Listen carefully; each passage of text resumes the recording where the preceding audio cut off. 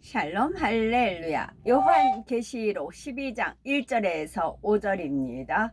하늘에 큰 이적이 보이니 해를 옷 입은 한 여자가 있는데 그 발 아래에는 달이 있고 그 머리에는 12별의 관을 썼더라.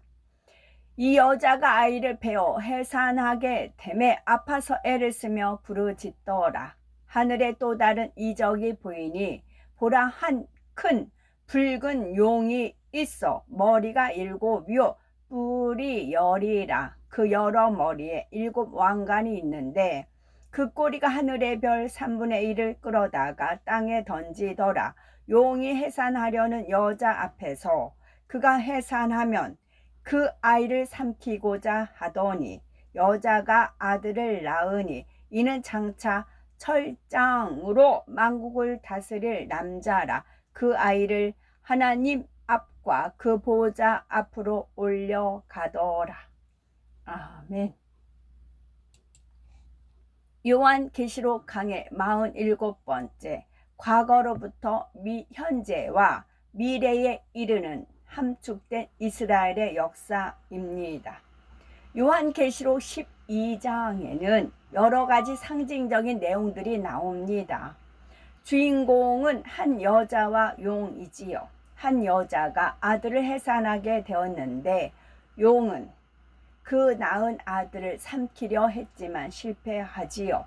여자가 낳은 아들은 하나님께로 올라갔고 용은 천사장 미가엘과의 전쟁에서 진 후에 하늘로부터 땅으로 쫓겨납니다. 땅으로 쫓겨난 용은 여자를 죽이고자 하고 여자는 용을 피해 광야로 도망하지요. 용이 많은 물을 토하여 여자를 해치려 하지만 땅이 그 물을 삼켜서 여자를 도와줍니다.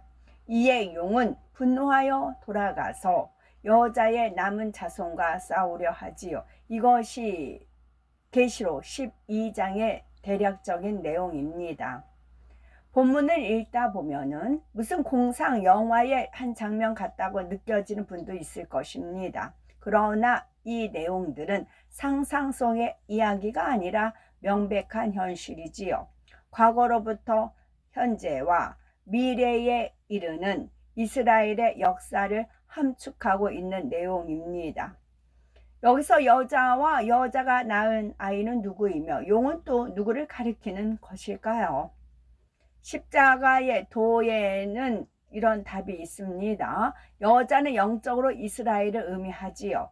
용, 뱀 혹은 옛뱀이라고 하는데 이는 원수마귀 사단을 의미합니다.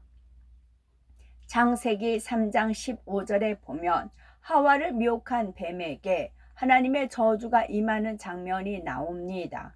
내가 너로 여자와 원수가 되게 하고 너의 후손도 여자의 후손과 원수가 되게 하리니 여자의 후손은 네 머리를 상하게 할 것이요 너는 그의 발꿈치를 상하게 할 것이니라 하셨지요.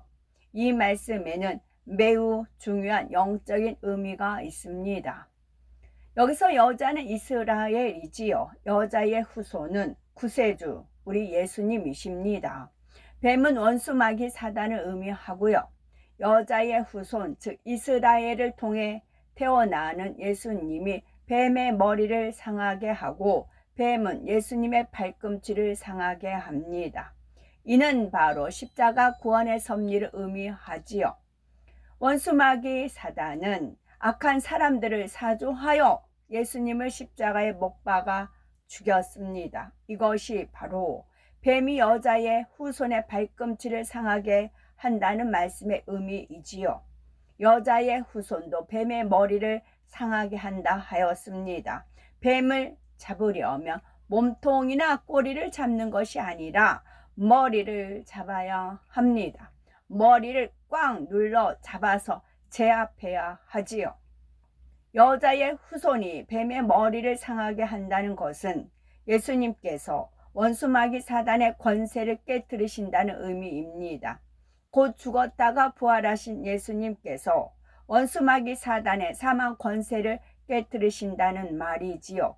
이렇게 성경의 맨 처음 창세기 십자가 사건과 구원의 섭리가 애원이 되어 있습니다. 이러한 영적인 비밀에 대해서 본문의 말씀을 대하면 이러한 영적인 비밀에 대해서 미리 알고 본문 말씀을 대하면 벌써 많은 부분이 풀리게 됩니다. 영적인 지식이 있는 만큼 성경의 말씀들을 짝을 이루면서 성령의 감동함 가운데 풀 수가 있는 것이지요. 계시록 12장 1절에서 2절에 하늘에 큰 이적이 보이니 해를 입은 한 여자가 있는데 그 발 아래는 달이 있고 그 머리에는 12별의 면류관을 썼더라. 이 여자가 아이를 베어 해산하게 되매 아파서 애써 부르짖더라. 하늘에 큰 이적이 보인다는 것은 요한이 보고 있는 모든 일들이 하나님께서 주관하시는 일이라는 의미입니다. 이적이란 성경에서 구약시대에 하나님께서 베푸신 놀라운 역사를 일컫는 말이지요. 이적이란 성경에서 구약시대에 하나님께서 베푸신 놀라운 역사를 일컫는 말입니다. 반면에 신약시대에 성령의 역사로 나타난 일들은 이적이라 하지 아니하고 표적이라고 합니다. 그런데 본문에 이적이라 표현한 것은 이 일들이 하나님께서 주체가 되어 펼쳐 나가시는 일들이기 때문입니다. 여전히 구약시대의 신앙에 매어 있는 이스라엘 민족에 대한 하나님의 섭리를 의미하기 때문에 이적이라는 표현을 하고 있는 것이지요. 하나님께서 이스라엘 민족을 택하시고 지금까지 인도에 오신 모든 역사들과 장차 7년 환란 동안에 이스라엘을 통해 펼쳐질 모든 일들이 하나님의 섭리 가운데 이루어지는 이적인 것입니다. 본문 말씀의 내용들은 과거와 미래 두 가지 관점에서 각각 설명할 수가 있지요. 즉 지금까지 이스라엘을 통해 이루어 오신 역사와 앞으로 이스라엘을 통해 이루실 역사가 동시에 담겨 있다는 말입니다. 먼저 해를 입은 여자가 나옵니다. 여자는 이스라엘을 뜻한다 했는데 이스라엘이 해, 즉 태양을 입었다는 것이지요. 이는 이스라엘이 하나님으로부터 선택받은 민족으로서 받게 되는 영광을 의미합니다. 그렇다면 이스라엘 민족은 이렇게 하나님으로부터 선택받았기 때문에 오직 해와 같은 영광만 받았습니까? 물론 하나님의 선택받은 민족이 된다는 것은 너무나 큰 영광을 얻은 것입니다. 하지만 이스라엘은 선민이기 때문에 오히려 더 많은 해를 받았던 것을 봅니다. 따라서 이스라엘이 해를 입었다는 말씀이 문자적으로 볼 때는 큰 영광을 얻은 것이지만 영적으로는 많은 고난과 시련을 겪는다는 의미이지요. 해풍이라 하셨어요. 해풍. 홍해를 갈릴 때는 바람, 바다 동해 이제 동쪽에서 바람이 불어서 그 바닷길을 갈랐잖아요. 그 바다 바람이에요. 그것도 해풍이에요. 그 당시는 바다 해자 해풍이에요. 지금은 태양의 해풍이라고 하셨어요. 태양의 해풍을 불어서 이제 하나님의 역사가 이루어진다 하셨습니다. 왜 그러니까 저 어저께 면줄이거든요. 면줄에다가 불난 것도 해풍에 의해서 불났다고. 도저히 믿기지 않는 일이었어요. 그 라이트 하나 했는데 분명히 껐는데 불꽃이 없는 것 같았는데 그 아내가 살았겠죠. 불씨가 있었죠. 불씨가 있는데 저는 이제 못 본 거고 겉만 본 거죠. 그 안에 불씨가 있는데 저는 이제 겉만 보고 꺼졌다 생각을 하고, 근데 물을 뿌릴 수 있는 게 아니었기 때문에, 그러면 그 끈을 쓸 수가 없기 때문에, 마른 상태였기 때문에 그렇게 해풍이었다는 거지요. 왜 그런 것일까요? 하지만 이스라엘은 선민이기 때문에 오히려 더 많은 해를 받았던 것입니다. 우리 또한 마찬가지죠. 하나님의 자녀이기 때문에 원수마귀 사단한테 해를 받는 것입니다. 왜 그런 것일까요? 한 가지 비유를 들면 큰 그룹의 회장이 있습니다. 그런데 이 회장에게는 후계자가 없습니다. 그래서 회장은 이 큰 그룹을 누구에게 물려줄까를 고민하고 있지요. 그러다가 마음에 딱 드는 사원 한 명을 발견했습니다. 하지만 이 사원을 곧바로 후계자로 세울 수는 없지요. 후계자가 될 만한 능력을 갖추어야 합니다. 또한 모든 사람으로부터 후계자로 부족됨이 없다는 인정을 받아야 하는 것이지요. 그래서 이 사원은 후계자로 지목된 후부터 오히려 더 혹독한 후계자 수업을 받게 됩니다. 더 정확하고 확실하게 후계자로서의 자질을 갖추어 나가는 것입니다. 이스라엘 민족도 이와 비슷합니다. 이스라엘은 하나님의 택하신 민족이기 때문에 그만큼 더 혹독한 연단과 시련을 겪어야 했지요. 하나님의 영광을 나타내야 하는 민족이요, 하나님의 섭리를 이루어야 하는 선택받은 민족이기 때문입니다. 그래서 이스라엘 민족의 역사를 보면 숱한 시련과 고난을 입어왔던 것을 알 수가 있지요. 이스라엘 민족은 장차 7년 환란 가운데서도 많은 해를 입게 됩니다. 해를 입은 여자라는 말씀에는 바로 이러한 의미가 담겨 있는 것이지요.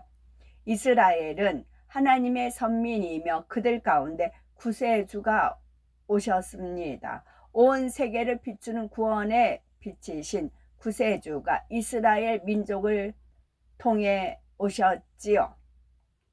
이 얼마나 큰 영광입니까? 또한 이스라엘 민족의 역사가 바로 성경이며 우리 신앙생활의 교과서가 되고 있습니다.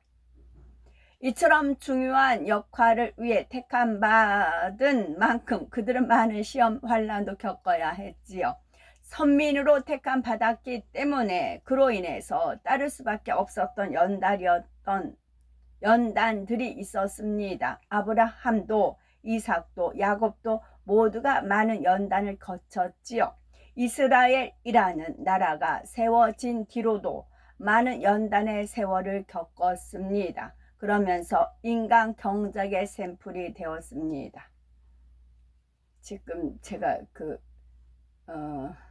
생각이 동태에 얼린 거 있잖아요. 동태 얼린 거. 코다리라고 하네요. 이제 코다리가 이제 세일이 들어갔어요. 코다리 4개에 5,900원 이제 싼 거죠. 딴 때는 이제 뭐 더 비싼데 지금 세일 기간이라 그래서 코다리를 하나 사려고 이제 슈퍼를 갔어요. 그랬더니 잘라주지 않는데요. 싼 대신에 안 잘라준다는 거예요. 그러니까 얼린 상태를 그냥 가져가야 된다는 거예요. 배짱인 거죠. 양이 얼마 없대요. 양이 얼마 없고 대신 이제 원하면 가져가라는 거예요. 그나마 이제 얼마 없다. 그러는 겁니다. 그래서 오케이.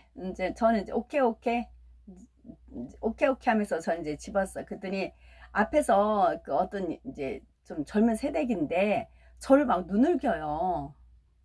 순간에 막 저를 째려봐요. 나는 이제 이거 선생님 이거 잘라주시죠? 했더니 안 잘라준다고. 이제 가져가고 말면 말라 그런 식이에요. 오케이 하고서 딱 집었어요. 짓고 나서 이제 그분 직원분이 이제 포장하는 사이에 그 문신 얘기하는 거였거든요. 그랬더니 어떤 그 여자분이 이제 사긴 사야 되겠는데 안 잘라준다고 하니까 이게 엄두가 안 나는 거예요. 안 해봤기 때문에 엄두가 안 나는데 나는 오케이 하고 이제 뭐 이제 흔쾌히 좋다고 이렇게 포장해달라고 하고서 이제 하니까 이게 못마땅했던 거예요. 자기는 못하는데 나는 오케이 하니까 이게 못마땅했다는 거예요. 그 누구 탓일까요? 저는 이제 동태 그 포까지 뜨거든요. 지금 신앙 안에서도 마찬가지예요. 신앙 안에서도 남이 모르는 눈물 흘려가며 하나님 말씀대로 준행하며 그렇게 무릎을 꿇고 하나님 앞에 매달리고 한 말씀이라도 지키려고 준행했던 사람과 지 마음대로 멋대로 살았던 사람과 그 결과가 딱 주어졌을 때 그걸 가지고 시샘하고 눈을 기고 그러면 안 되는 거죠. 그런 현상이 육은 이제 마지막 때 육은 육으로 영은 영으로 형격하게 갈라지는 것은 있어요. 갈라지는 건 있는데 제가 이제 어떻게 하여튼 물렸어요. 뭐에 물려서 이제 사인하게 됐어요. 그랬는데 거기서 악수를 하나, 둘, 셋, 넷, 5분하고 악수를 했어요. 그 모임에 갔는데 제가 그동안 활동했던 거기에 이제 머리급들이 다 오신 겁니다. 거기에 이제 중대한 모임이었나 봐요. 저는 모르고 갔고요. 그러니까 악수를 5분을 하게 됐어요. 다 반갑게 악수를 하게 됐어요. 그런 면에 이제 뒤쪽에 저를 평상시도 하나의 영광을 가렸던 무리들도 있고 이제 그런 씁쓸한 그거를 성적이 그렇게 나온 걸 어쩌란 말이야. 이거는 뒤바꿀 수가 없어요. 지금이라도 이제 만에 하면 지금 그랬을 때 이제 내 주위에 좌우 어떤 인물이 있는가 살펴보세요. 한 분은 좌우로 다 충직한 사람, 그러니까 충직하단 말은 좀 외람되지만, 그러니까 저에 대해서 호감이 있는 분들이었어요. 좌우가. 그러니까 이분한테, 이 대표님한테 계속 좋은 얘기만 한 거죠. 좋은 얘기만. 그러니까 저에 대해서 믿은 거죠. 제 카카오 스토리를 듣고 믿고 좋게 조언만 한 거예요. 그러니까 이분이 얼굴이 이렇게 육의 얼굴이 아니고 이제 악수하는데 이제 그렇더라고요. 한쪽 반면은 이게 똑같은 한 장소에 그렇게 이제 폐가 그렇게 되어 있는 겁니다. 한 장소에는 여자가 그 남자 완전 말아먹는다고 하잖아. 여자들만 끼고 있다 보니까 육으로 빠진 겁니다. 간신배들, 간신들, 하여튼 그 여자들만 끼고 치마폭에 놀더니 잡으러 든 겁니다. 예를 들어 이스라엘 왕과 백성들이 우상을 섬기면 그 결과로 징계와 재앙이 임합니다. 다른 나라의 침략을 받거나 나라 안에 반란이 일어나기도 하고 흉년이 들기도 하지요. 그러다가 회개하고 돌이키면 하나님께서 다시 국리를 베풀어 주십니다. 이런 일들이 이스라엘 역사 가운데 수없이 반복되었던 것입니다. 회복 못해요. 지금도 여자들 치마폭에 갇혀 있는데 하나님 영광 완전히 똥칠해놓고 하나님 노발 대발. 인간 경작에 담긴 하나님의 뜻을 펼치기 위해 이스라엘 민족이 도구로 사용된 것이지요. 그러면서 많은 연단의 과정을 겪어야 했습니다. 하나님의 택함 받은 민족이요 인간 경작의 모델이 되어야 했기에 바로 이러한 과정을 겪어야 했다는 말입니다. 이것을 가리켜 영적으로 해를 입었다 표현한 것이지요. 이러한 원리는 오늘날 주를 믿는 성도들에게도 동일하게 적용이 됩니다. 우리는 주님을 영접하고 하나님의 자녀가 되었다고 해서 무조건 축복받고 형통하기만 한 것은 아니었지요. 하나님의 자녀로서 합당한 자격을 갖추어 나갈 때만이 자녀된 축복이 온전히 임하는 것입니다. 예를 들어서 주님을 믿으면 믿음이 성장하는 만큼 당연히 죄를 버려 나가야 합니다. 그런데 믿는다 하면서도 여전히 죄를 버리지 않고 세상과 타협하면 오히려 사단의 송사를 받게 되지요. 이럴 때는 하나님께서 도와주실 수가 없습니다. 공의입니다. 공의에 따라 사단에게 내어주실 수밖에 없지요. 그래서 원수 마귀 사단이 가져다 주는 시험 환난을 당하게 되는 것입니다. 하나님의 자녀가 되었기 때문에 오히려 더 공의에 따라 해가 오기도 하는 것이지요. 이러한 해를 받는 것이 오히려 하나님의 자녀로서의 길을 가고 있다는 증거입니다. 히브리서 12장 8절에 징계는 다 받는 것이거늘 너희에게 없으면 사생자요 참 아들이 아니니라 하셨습니다. 계속해서 죄를 지어 가거나 사망의 길로 가는데도 아무런 징계나 시험, 환란이 없다면 깨달아 돌이킬 수가 없습니다. 어둠 가운데 살 때 시험, 환란이 오는 것도 하나님께서 자녀로 여기시기 때문이지요. 간섭하시고 때로는 징계나 시험, 환란을 허락하여 깨달아 돌이킬 수 있게 하시는 것입니다. 세상 사람들 중에는 큰 죄악 가운데 살면서도 아무런 해바람이 없는 경우가 있습니다. 하지만 그 결과는 영원한 사망입니다. 반면에 하나님의 자녀라면 어떤 잘못을 했을 때 하나님께서 간섭하시는 증거가 나타나지요. 때로는 시험 환란을 당하게 되며 이를 통해 돌이키고 회개했을 때 은혜가 회복이 됩니다. 처음에 믿음이 성장하면서 겪게 되는 이러한 과정들을 힘들다 해서는 안 됩니다. 이 과정이 지나고 믿음이 어느 정도 수준에 이르면 그때는 더 이상 해를 받지 않게 됩니다. 시험 환란이 사라지고 연단도 끝나는 때가 오게 되지요. 아브라함만 보아도 최후의 시험을 통과한 후부터는 더 이상 연단이 없이 축복만 받았습니다. 연단을 받는 목적은 마음의 죄악까지 버리고 하나님을 닮은 참 자녀가 되는 것입니다. 영으로 들어가 하나님의 참 자녀가 되면 하나님 앞에 죄를 범하지 않기 때문에 어떤 시험 환란을 당할 이유가 없습니다. 또한 죄를 버리기 위한 연단도 더 이상 받을 필요가 없습니다. 물론 더 큰 그릇을 만드시기 위한 연단은 있지만 그것은 힘들고 고통받는 연단이 아니지요. 그러므로 말씀대로 순종하고 행하여 신속하게 영으로 들어오시기 바라고 어떤 시험 환란의 해를 받는 것이 아니라 늘 축복만 받으시기 바랍니다. 저희 머슴의 이름이 신욱이에요. 믿을 신자다 빛날 욱자, 믿음이 빛나라, 그렇게 이름을 지었어요. 믿음이 빛나라. 그리고 그 아이는 6개월 동안 기도하고 기도했을 때 이제 하나님께서 허락하신 그런 이제 생명이고 어릴 때부터 하나님 앞에 이제 드리는 그런 기도로 해서 지금 이제 일반 회사에 다닙니다.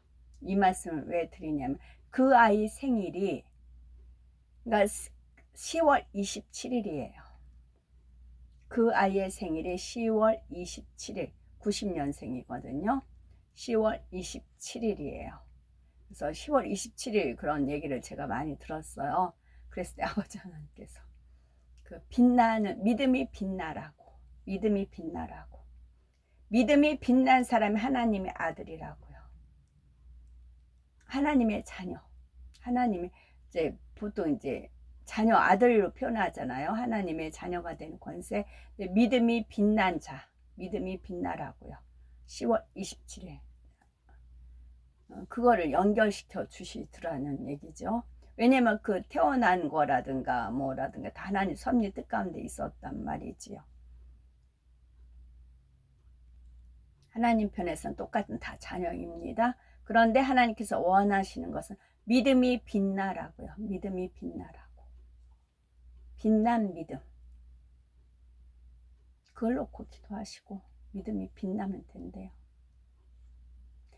해를 입은 여자라는 말씀에는 장차 7년 환란 가운데 이스라엘이 겪어야 될 고난에 대한 의미도 담겨 있습니다. 이스라엘 민족은 자신들을 통해 구세주가 나셨지만 정작 그들은 예수님을 영접하지 않았습니다. 결국 주님의 강림에 동참할 수 없고 대다수가 7년 환란에 남게 되지요. 그러면서 많은 핍박과 환란을 당합니다. 이것을 가리켜 여자 즉 이스라엘이 해를 입었다 표현한 것입니다. 물론 저는 동참 안 합니다. 저는 저쪽 평택 갑니다. 다음으로 여자의 발 아래는 달이 있고, 그러니까 각자 믿음이 빛나라고요. 각자 1대1입니다. 하나님 앞에는 1대1입니다. 발 아래는 달이 있고 머리에는 12면류관을 썼다 했습니다. 그 발 아래라는 것은 여자가 밟고 있는 땅, 곧 이스라엘 백성들이 사는 땅을 말하지요. 태양은 낮을 주관하며 밝게 빛나지만 달은 태양으로부터 빛을 받아서 한밤중에 그 빛을 반사하여 바랍니다. 달은 해에 비하면 미약한 빛이지요. 그래서 달은 어둠이나 이 세상을 의미합니다. 여자의 발 아래 달이 있다는 말씀에도 두 가지 의미가 있습니다. 첫째로 이스라엘이 하나님의 섭리하심 속에 전 세계에 구원의 빛을 비추었다는 뜻입니다. 해가 있으므로 달이 그 빛을 받아 세상에 비춰주듯이 이스라엘을 통해 구원의 빛이 세상에 비춰졌지요. 이스라엘을 통해 구세주가 나셨고 이스라엘을 통해 구원의 섭리가 온 세상으로 퍼져나갔음을 나타내는 것입니다. 두 번째로 7년 환란 동안 이스라엘에는 해같이 밝은 빛이 아니라 어둠 속의 달빛처럼 약한 빛만 있다는 뜻입니다. 그저 간신히 구원을 받을 수 있는 신일날 같은 하나님의 은혜만이 남아있지요. 이처럼 영적으로 어둡고 비참한 상황을 약한 달빛에 비유하여 표현한 것입니다. 다음으로 여자의 머리에 12별의 면류관을 썼다는 것은 이스라엘이 12지파로부터 번성해 나간 것을 나타냅니다. 요한계시록 12장 2절에 이 여자가 아이를 베어 해산하게 되매 아파서 애써 부르짖더라. 1절과 마찬가지로 2절 말씀도 두 가지 의미로 풀 수가 있습니다. 먼저 역사적으로는 구세주가 오실 때까지 이스라엘이 당한 모든 고난을 해산의 고통으로 표현을 했습니다. 예수님께서 이 땅에 오시기 전 이스라엘은 수백 년간의 암흑기를 맞고 있었지요. 여러 이방인들의 압제를 받으며 하나님의 계시도 끊겼습니다. 참으로 고통스러운 세월이었지요. 두 번째로는 이스라엘 민족이 7년 환란 가운데 예수 그리스도를 영접하여 구원에 이르기까지 받게 될 고난을 해산의 고통으로 표현을 했습니다. 이스라엘은 자기 민족을 통해 오신 구세주를 배척하며 하나님의 뜻을 저버렸지요.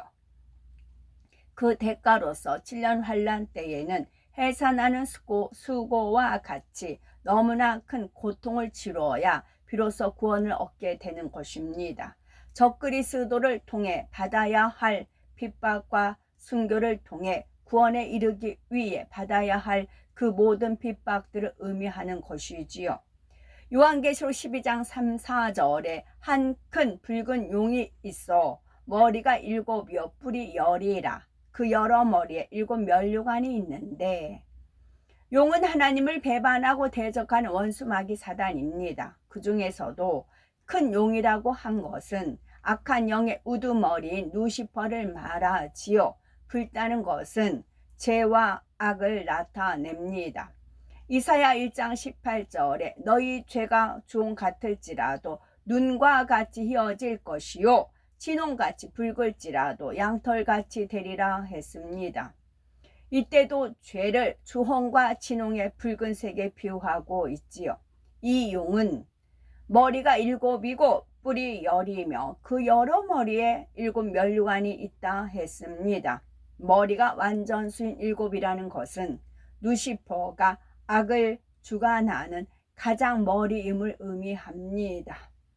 10개의 뿔은 왕들을 의미하며 이들은 마지막 때에 루시퍼의 조정을 받는 왕들을 가리킵니다. 이 내용을 7년 환란과 연결지어 다시 설명하면 큰 붉은 용이란 적그리스도를 말합니다. 적그리스도의 세력은 유럽의 각 나라를 통합하게 된다 했지요. 그 중에서 정치, 경제, 군사 등의 힘이 있고 주도적으로 이루는 나라가 7입니다. 이 7나라를 가리켜 7머리라 한 것이지요. 또한 10뿔이란 이들 7나라를 뒷받침하게 되는 또 다른 10개의 나라를 의미합니다. 이 여러 머리에 7면류관이 있다는 것은 그들에게 권세가 있다는 뜻입니다. 적그리스도의 세력들은 7년 환란 동안 어둠의 권세를 누리게 되지요. 이 세상을 주관해 가는 절대적인 어둠의 권세를 누리게 됩니다. 이를 가리켜 머리에 7면류관이 있다 표현을 했지요. 죄송합니다. 미안합니다. 이제 쏘리 하자. I am sorry 해요. 제가 평택에 있다 보니까 thank you, sorry 이제 쏘리 이제 제가 물을 이렇게 뿌리다가 외국인이 지나가면 쏘리 하거든요. 이제 뭐 하면 이제 thank you 이제 그래요. 쏘리 합니다. 그러다가 번뜩 이제 깨우침을 준 거예요. 소리 I am sorry 나는 소리다. 소리 소라. 이제 저쪽 광화문 소라탑 있죠. 소라. 이제 소리 I am sorry. 그러니까 소리만 하지 말고 I am sorry 하면 더 나는 소리다. I am sorry. 또 그렇게 이제 위트 있게 알려주셨지요. 계시록 12장 4절 전반절에 그 꼬리가 하늘별 3분의 1을 끌어다가 땅에 던지더라. 이 말씀에도 여러 가지 의미가 담겨 있습니다. 먼저는 태초에 있었던 반란 사건에 대한 내용이 담겨 있지요. 루시퍼가 하나님을 대적하기로 계획하고 천사 3분의 1을 함께 끌어들였습니다. 천사장 루시퍼를 중심으로 질서를 따라 그에게 속했던 천사들이 함께 반역하여 어둠의 세력으로 변질되고 말았던 것입니다. 이 사건을 가리켜 하늘의 별 3분의 1을 끌어다가 땅에 던졌다라고 표현한 것이지요. 두 번째로 원수마귀 사단의 주관 하에 7년 환란 동안 벌어질 전쟁 상황을 의미합니다. 이때 별이란 인류 역사와 함께 발달한 과학 문명들을 총칭하여 말하지요. 과학 문명의 발달과 함께 선하고 인류에게 유익되는 것도 있지만 인류를 파멸로 몰아갈 것들도 있습니다. 7년 환란 동안의 원수마귀 사단은 이처럼 인류를 파멸로 몰고 갈 문명의 이기들을 동원해 가지요. 그래서 세상을 전쟁과 재난으로 몰고 갑니다. 이러한 상황을 가리켜 용이 그 꼬리를 가지고 별 3분의 1을 끌어다가 땅에 던진다 표현한 것이지요. 세 번째로 7년 환란 가운데 수많은 사람들이 고통받게 될 것을 의미합니다. 하나님께서 대접한 대로 대접. 어떤 장면이 지금 떠올려져서 궁금을 했더니 대접한 대로 대접을 한다. 하나님께서 어떻게 대접을 상대편에 그대로 대접을 하는 거다. 하나님께서 아브라함에게 약속하실 때도 무별과 같이 많은 후손을 주신다 하였습니다. 심은 대로 거두고 한 대로 대접한다고. 이때 별은 그 사람을 가리킵니다. 따라서 하늘의 별 3분의 1을 끌어다가 땅에 던진다는 것은 사람 중에 3분의 1이 적그리스도에 속하여 그들의 하수인이 된다는 뜻입니다. 동시에 이들로 인해 수많은 사람들이 핍박과 죽임을 당하게 된다는 뜻도 있습니다. 요한계시록 12장 4절에 용이 해산하려는 여자 앞에서 그가 해산하면 그 여자를 삼키고자 하더니, 이 말씀은 첫째로 원수마귀 사단이 예수님을 죽이고자 핍박한 상황을 의미합니다. 앞에서도 설명한 대로 창세기에 이미 하나님께서는 구세주에 대해서 예언하셨습니다. 여자의 후손이 와서 원수마귀 사단의 권세를 깨뜨릴 것을 말씀하셨지요. 원수마귀 사단도 이 말씀을 알고 있습니다. 그래서 이스라엘 역사상에 하나님의 사람들이 나타나기만 하면 원수마귀 사단은 그를 어떻게든 없애려고 했지요. 여자의 후손을 죽이기만 하면 자기의 권세가 영원하리라고 생각했기 때문입니다. 그래서 많은 선지자들이 악한 사람들의 손에 의해 핍박과 죽임을 당했지요. 예수님이 태어나실 당시에도 원수 마귀 사단은 헤롯 왕을 사주하여 예수님을 죽이려고 했습니다. 그러나 하나님께서 역사하시니 아기 예수님은 애굽으로 피하실 수가 있었지요. 하지만 원수 마귀 사단은 호시탐탐 여자의 후손을 죽이기 위한 기회를 노렸고 결국 예수님을 십자가에 못 박아 죽였습니다. 그것이 결국 제 무덤을 판 격이었지요. 예수님을 죽였기에 구원의 도가 성취되었습니다. 인류에게는 원수 마귀 사단의 사망 권세에서 벗어나 구원으로 갈 수 있는 길이 열렸습니다. 그래서 용이 여자의 후손을 죽이고자 한 것은 결과적으로 실패로 돌아가고 맙니다. 두 번째 의미는 마지막 7년 환란과 연관이 됩니다.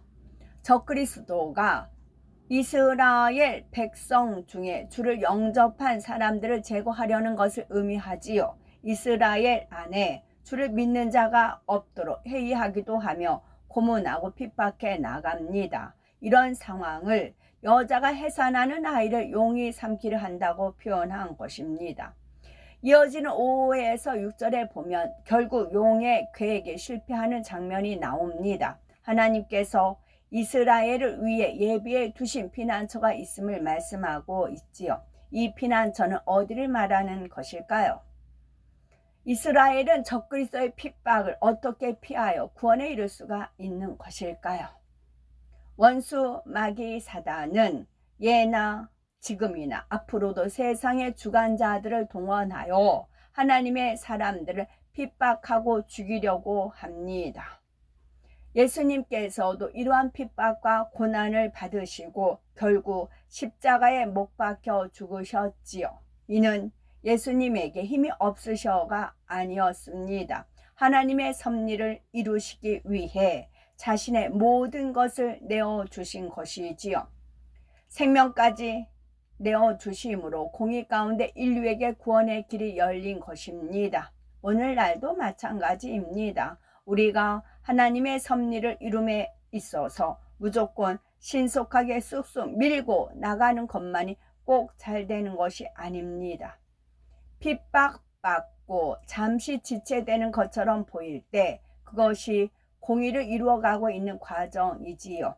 그렇게 해서 선의 분량이 채워지고 믿음의 분량이 채워졌을 때 하나님께서 큰 영광으로 나타내시는 것입니다. 예수님께서 분명히 죽으셨지만 사망 권세를 깨뜨리고 부활의 영광으로 다시 살아나셨던 것처럼 말이지요. 우리도 때로는 죽은 것 같이 보였지만 그 후에는 더 큰 부활의 영광으로 나왔던 것을 우리는 체험해 보셨을 것입니다. 이러한 부활의 영광과 축복을 우리의 삶 가운데 늘 체험하시는 복되고 아름답고 거룩한 우리 모두가 되셔야 되겠지요. 아멘.